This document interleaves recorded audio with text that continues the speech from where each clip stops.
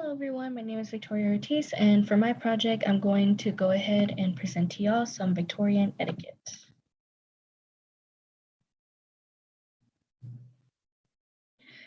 So the first part of the etiquette class we will be going over is hygiene etiquette. For bathing, you should at least bathe once a day. And if you plan on leaving your home, you should at least bathe before you leave, either in the evening, in the morning, or both. You should use no more than a quart of water, and for the water preferences, you should only preferably use rainwater instead.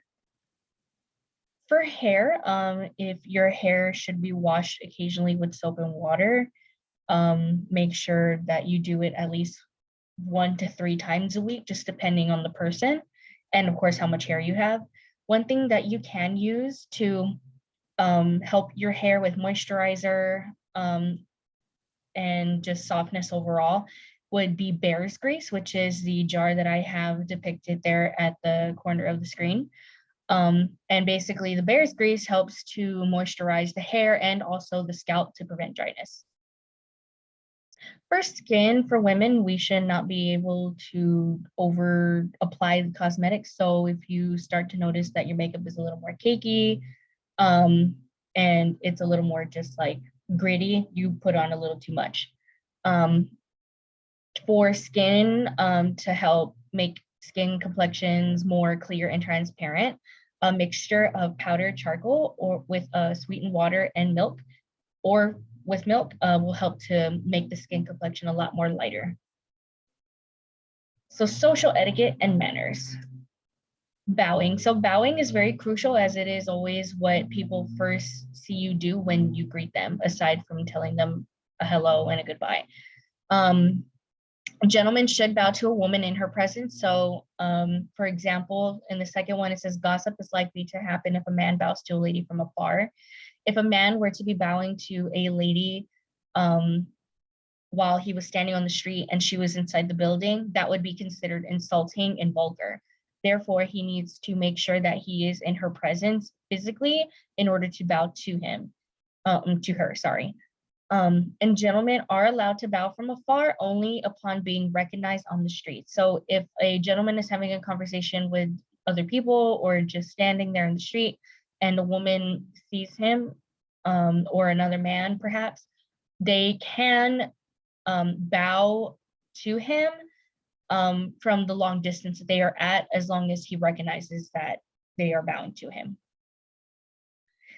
Dignity. Dignity is a big one, because without dignity, you would not have friendships or a good reputation. So do not say hello, old fellow, as that is insulting, and most people would believe that you are from an ill breed. Therefore, you need to say a more formal hello rather than just a casual hello, old fellow. If you are ever approached by this, you would just respond with a civil response. Therefore, that way you can shame that person and know that they did make a mistake and they did insult you. As far as small talk, don't do it. It's rude. Conduct to avoid at the ball. Rule number 1, and the only rule: it is not polite for gentlemen to enter the ladies' dressing room. So gentlemen, if you do go to a ball, make sure you knock on the door beforehand and don't just barge it open, as some consequences may happen. For card playing, you just got to make sure you do not cheat on your end. If you do, however, call out cheating, you got to make sure that it's done quietly and politely without raising your voice or getting excited. And if you're a sore loser, then don't play cards. Marriage. If you do have red hair, you must marry somebody with jet black hair. Corpulent, or in this case, fat people should marry thin and skinny people. Cold-blooded people should marry emotional people. Opposites attract. It's what's best. For husbands, always leave home with a warm goodbye and loving words, as you never know if it may be your last. For train travel, if you have weak eyes, you should avoid reading on trains.